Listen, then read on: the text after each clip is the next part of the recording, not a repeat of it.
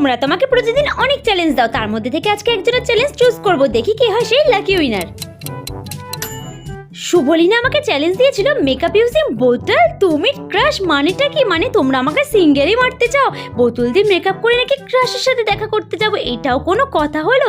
বোতল নিয়ে যেই আমি মেকআপটা স্টার্ট করলাম, দেখো আমার তো চোখেই ঢুকে যাচ্ছে। মানে তোমাদের এইসব চ্যালেঞ্জগুলো তোমরা কোথা থেকে পাও বলো তো?